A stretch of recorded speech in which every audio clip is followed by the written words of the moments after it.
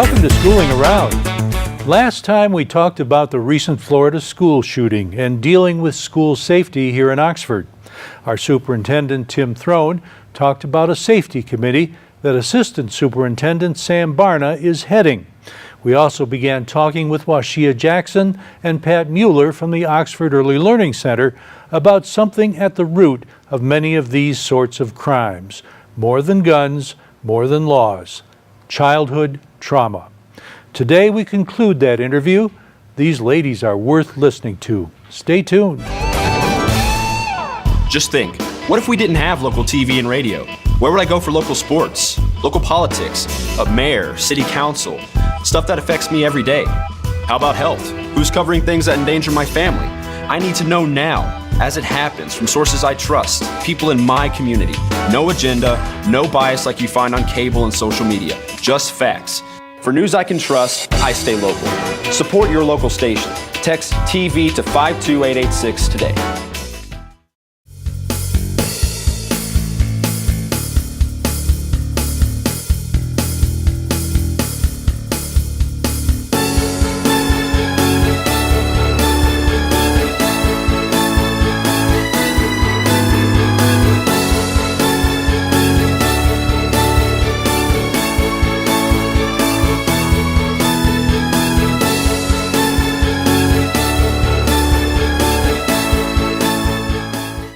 Washea Jackson is the director of Oxford Early Learning. Pat Mueller, one of the most experienced teachers, is her right hand. They recently earned a 5-star rating from the state of Michigan. That's the best you can get. In our last program, we began a discussion about childhood trauma and its effects if not dealt with properly. This time, we pick up where we left off. Childhood relationships. Here's Washea and Pat. The healthier the relationships with children from birth to 3, forming those healthy attachments really is a strong foundation for combating adverse childhood experiences. We know that proper health care, we know strong relationships with a mother or a loved one, primarily the primary caregiver, which is typically a female. Also home visits, going into the homes and really supporting the families and not just looking at their academic ability, but also looking at the child as a well-rounded individual. And when you form those lasting relationships with families, you get to help them sometimes with those traumatic experiences that they might not be willing to share with you because you don't have a real relationship with them. Now, you folks deal with preschoolers. Mm-hmm. And I think you'll agree that kids in those age groups are much more likely to go to folks like you, teachers, when they have some issues that they don't know who else to talk to. That's actually one of the resilience factors, is relationships with non-parent adults. There's kids that I had a mom who dropped off the other day, and she said, "Mrs. Mueller, I don't know if you remember me, but I had you when you taught Head Start. You were my teacher." And I said, "Oh my goodness, I do." And I actually remembered her name. And she was so proud to show me, to introduce me to her daughter. She goes to our half-day preschool over here. And I thought to myself, you are one healthy girl. You've raised a wonderful daughter. You've done a great job. And I not only felt proud of our work here, as early childhood, but then also keeping those connections as she went through school age through our extended day program. So she was in extended day with us until she was 12. Some of these kids we have for 12 years. Mm-hmm. Those relationships that we built with we build with those families, and we've been through. Think of all the things that have happened in the last 12 years to you and your family. Everybody's had something happen. Everyone. It's not possible to go through 12 years and have nothing change. But you probably have things like this on a daily basis where a little one comes to you with an issue at home of one. Could you give me an idea of some of the things you deal with? Well, children, especially at this age, they communicate a lot through play. and they act things out. So they might pretend to be a mom or a dad, and whatever situation they have witnessed at home, you'll see it They acted come out. to life in their play. So if it is, I had breakfast with my mom and my mom told me to put on my shoes, and just the tone of voice that might have shifted, you'll see that tone come out in the housekeeping area. So I might say, get over here and get these shoes on right now. You're making me late to work, because they're pretending to be the mom. But what they're really doing is acting out something that they've witnessed potentially at home or in another environment. Attachment is formed in healthy relationships. The older you get, the more you can process. I can have these abstract thoughts, so I can think in past and present. As a preschooler, I think the here and now. I think everything happened to me today. I went to the zoo 5 months ago. I might come back to school and say, I went to the zoo today. But in my mind, it's real because that is a relevant moment in my time period for me. So to think that they're going to come and say, I don't like when my mom, yells at me, that typically doesn't happen in a preschool classroom. What you'll see is the behavior or acting out in some form of play.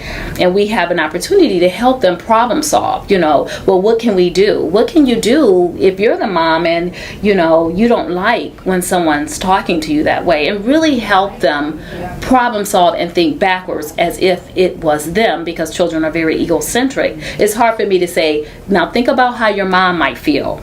But if I say, think about how you feel right now, then I can internalize that and potentially problem solve. Because we know that attachment is a social behavior. It has very little to do with food, if I get enough to eat. Now, that's a hierarchy. My basic needs have to be met. But I need to know that when I cry, you're going to come care for me. You can never love an infant too much. Sometimes people think, this baby is spoiled. You can't love a baby too much. It's not even possible. Those are the factors that really combat trauma, to know that when I need someone, that person is going to be there for me.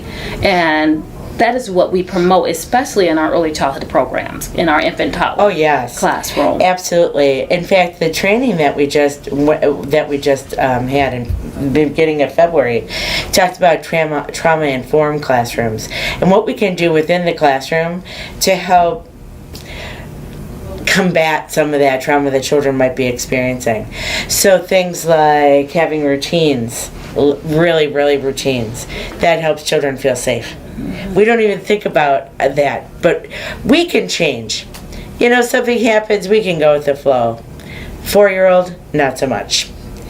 When something changes, it's devastating to them. Just think about when you cut their sandwich in half, and I want to say all hell breaks loose, all heck breaks loose, everything goes crazy. They can't put that back. The gray matter of their brain won't allow you to reverse that. So we need to remember what they can do developmentally and what they can't. Dealing with childhood trauma during the holidays. Next.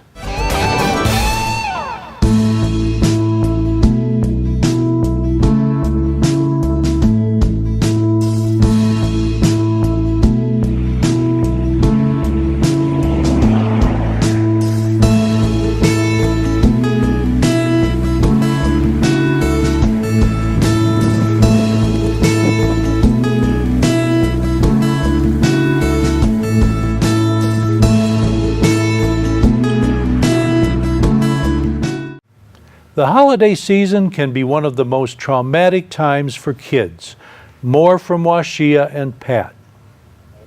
I think about, I know someone that told their kid, a 7-year-old, that we're going to go Christmas shopping after Christmas. And I really couldn't understand that, and neither could the 7-year-old understand.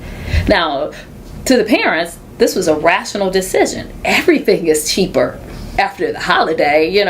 That toy that was going to be $55 now, $19.95 on clearance.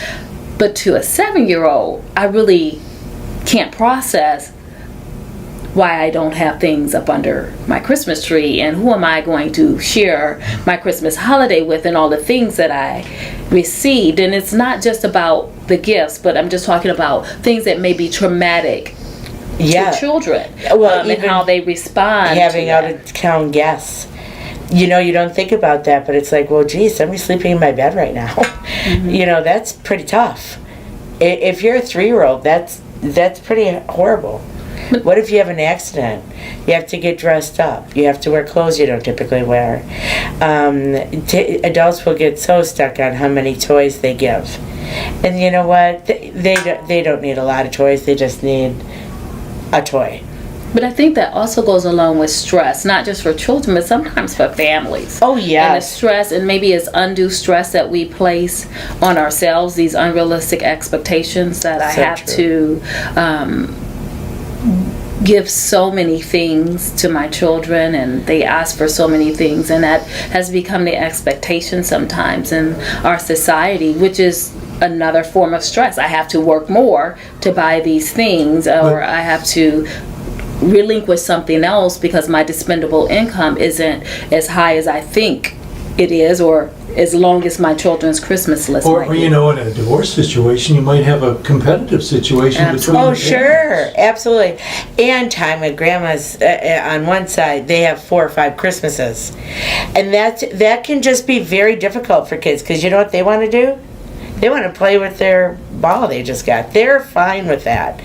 It's us as adults we're acting out kind of our own script, so to speak. So we have an idea as adults what we want to see our kids have for Christmas, based typically on what we had for Christmas or what we didn't have for Christmas when we were kids. And thinking about how do I help and support families that may be divorced. You know, how do I support them so that both parents can be an integral part of their child's education, be an integral part of our OELC Oxford community, without being isolated to say, you came to parent-teacher conference at 3 o'clock, so your time is over. You know, making those accommodations for families, because we understand we have mixed families, you know, and we have different needs today, where as we started this conversation, you know, we didn't have as many divorced or separated families, but how do we still become a unit of one to support our students? And we do a really great job at that. And you got to be careful that you don't put yourself in a competitive position favoring one parent over the other as you try to advise or teach these kids how to react to a certain that's situation. stressful. That can be incredibly stressful for staff and for parents, and really it goes back to that relationship. How do I form a relationship so that when I have a need or a concern, I can go to my families? And that's not always easy, but it is crucial for the growth and development for our youngest learners, which is their prized possession. Next, how to measure the likelihood your life could be impacted by childhood trauma. Your Marine Corps' way of life is to defend the American way of life.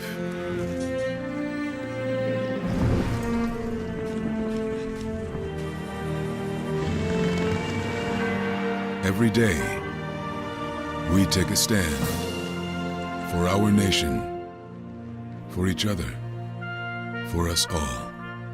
The few, the proud, the Marines. Do you love local sports? Whether it's Oxford High School or Parks and Rec, you can buy copies of each game. To purchase your copy, call us at 248-628-9658 or give us an email at manager@occtv.org or talk to us at the next game. Hopefully we'll see you there. Easter Seals in the state of Michigan have developed a test to measure your likelihood to be affected by childhood trauma. More from Pat and Washea. So Easter Seals helps sponsor, it's a collaborative with the state of Michigan, Averse Childhood Experiences, and really helping families to become informed.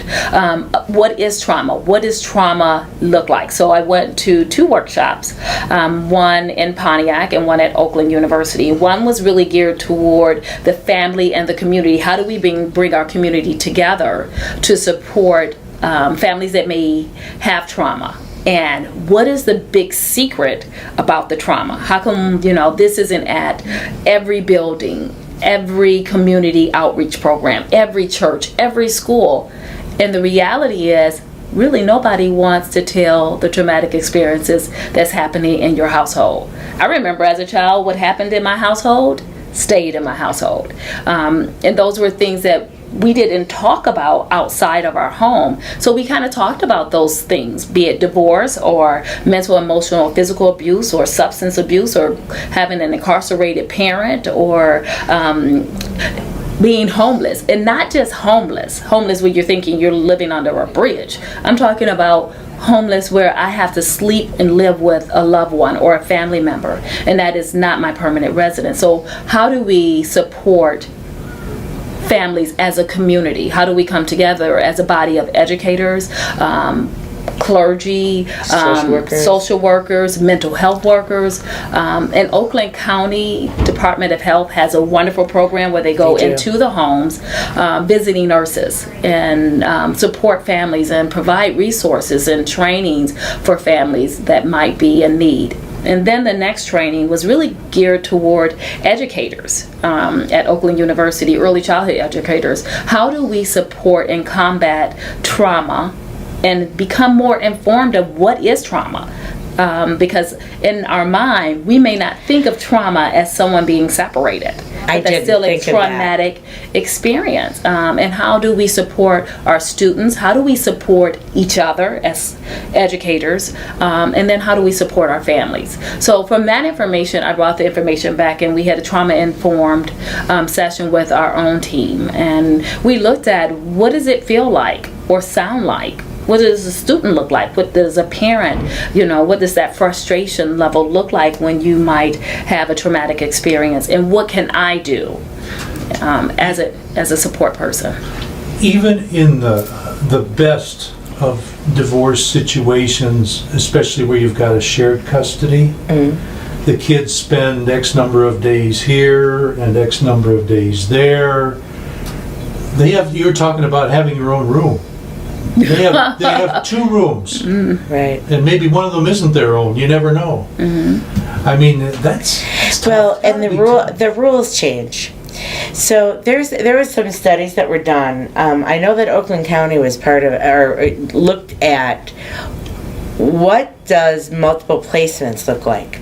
So we have kids that are. So for example, they say that if a child has more than 7 placements in a week, that's gonna induce trauma. When I say that, that means cousins picking up today, grandma's picking up tomorrow, staying with brother on this day, coming to childcare on another day, where there's all these different placements.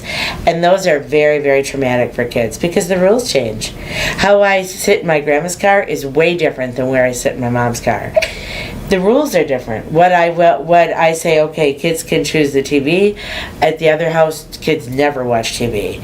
So, and they'll kind of, sometimes adults without meaning to, will pit each other against each other as well. Like, don't you think my way's better? So I think about when we're talking about trauma and, some of the things or experiences that might be traumatic, I don't want to make it seem like divorce is the only indicator because there's a questionnaire of 10 or 12 questions. I think it's the brief or the short version of this study. And someone who has an A score, adverse childhood experiences, of 4 or more is more likely to have cancer or to have heart disease or some type of lung disease, diabetes. They're at risk for high blood pressure. but it is not the indicators that we're thinking about when we're just talking about people in poverty. Because the study was done on, I think, 70,000 middle class families. 80% were middle class family, Caucasian families. So it wasn't a group of people living in poverty that they looked at. And the research was astonishing. It really was. That there is a direct correlation with the higher the risk factors, the trauma that you have in your home, the greater your chances of having some of these physical ailments later as an adult. And I always ask people, if you knew today that you were slowly killing someone or someone else was slowly killing them, what would you be willing to do to change your behavior? Because we don't think that the trauma is so bad because we're living in it. But it is traumatic to the body, to your DNA, to your growth and development, and you do not see the results until the person is an adult. Washea Jackson and Pat Mueller have been around young kids for many years. They share with us an important message and some thoughts brought about by the Florida event and things being done here to be prepared. Behave in a way that you want your children to behave. So when we're really angry at that guy who cut us off, and we really want to yell at him and we really want to do that, take a deep breath and say, is this how I want my child to deal with stress? By acting out? Or do I want my child to deal with stress by talking about it? And those are the things that create the stress and the trauma. It's just really simple things. Do you want them to scream at somebody and hit somebody when they're angry? Or do you want them to say, man, I'm angry and I need somebody to help me? That's what we want. We have to focus on them. So I would tell all parents everywhere, please know, I have 3 kids and 5 grandkids, and boy howdy, they can stress you to the limit. And it can be really hard to take that breath, but I would challenge parents to take a breath whenever they're having any kind of really strong emotion. Just think for a second how their behavior might impact their child. Washea? I think that we learn to let go a lot quicker, to let go of frustration and anger. And that's not the easiest thing to do, but would this matter if you knew that tomorrow you wouldn't be here? Or if your life was cut short with this argument, with this battle, with this disagreement really matter that much? And we would most likely say no. So I would encourage us to let go of a lot of things that we hold on to so that we can start living the life that we work so hard for, to enjoy the people, to create those wonderful memories as we enjoy life, because it is a gift. One of the things that happened in Florida that one of the things that really impressed me actually was that what students who were left behind, can you imagine being in your classroom and having somebody shoot? That's terrifying. But their response wasn't to cry. Their response was to protest. Now, whether I agree with their protest or disagree with their protest, what they did is they worked with their community and they said, this is important to us. And so we're going to talk about this in a frank way, and we're going to move ourselves forward.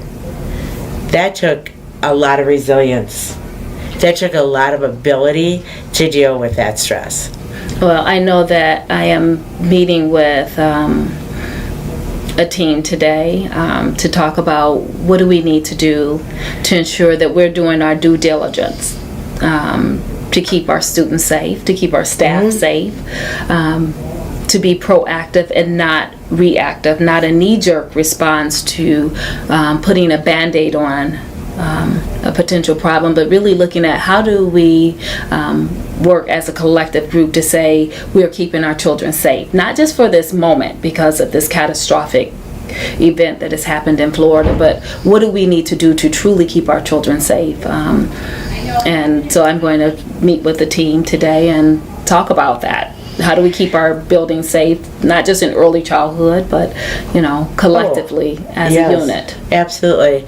One of the things we had been talking about as well is the things that we do that are in place. We practice. So even our infants practice lockdown because they're here and we need to make sure that they're safe. All of us. So adults practice lockdown.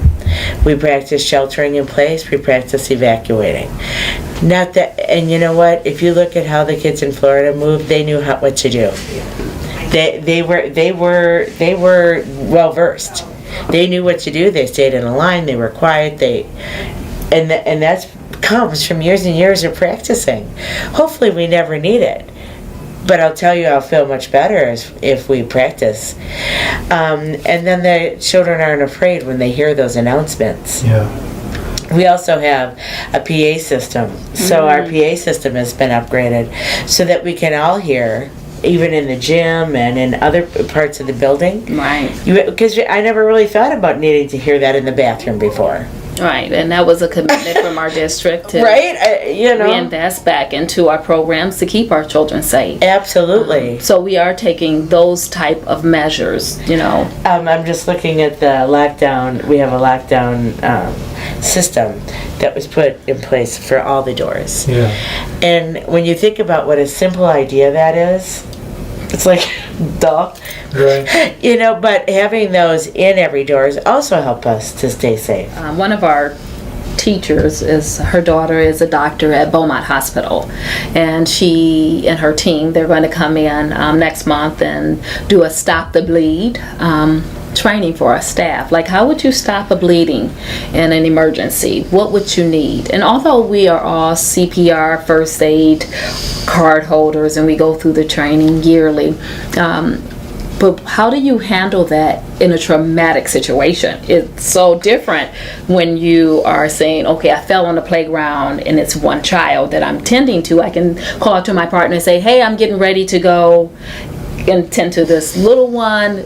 But what happens when you're in a traumatic situation? How do I deal with that and potentially get you to a safe zone? And because of just the support and the collaboration with our teachers and the hospital, their willingness to send some doctors in and do some training for us. How do we stop the bleed in a traumatic situation? So I'm really excited about that. Thankful to Linda Travnikar and her daughter, Dr. Lisa. Did this come about since the shooting, or was this in the works before? This came about after the shooting, so proactive as opposed to reactive. When you know better, you do better. Some final thoughts after this.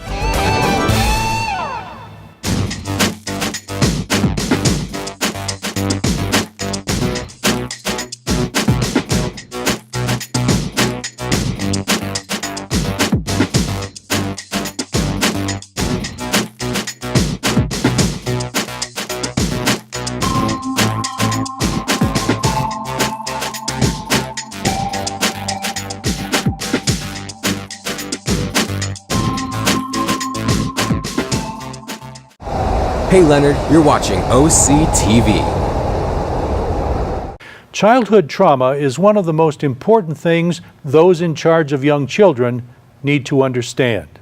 Some final thoughts on the ACE website from Washea Jackson. I would encourage families to go to the Michigan ACE website and take a look at all of the resources that are available for families that may be facing trauma.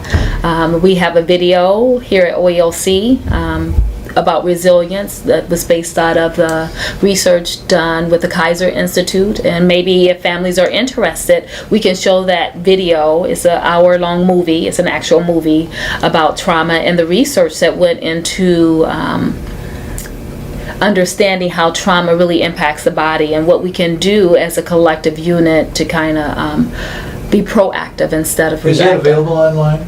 Well, you have to purchase the video through Tug, and I purchased it because I wanted to. It was so important. I wanted to show it to our What does staff. Tug stand for? The ACE website, explain that to me. Adverse Childhood Experiences is Of what the Michigan, acronym right? of Michigan is what the acronym stands for. So if you just Google ACE's Michigan ACE, the website will come up.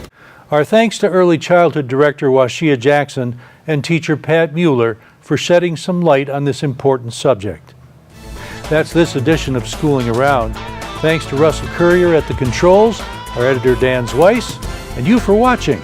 This is Oxford Community Television, keeping it local.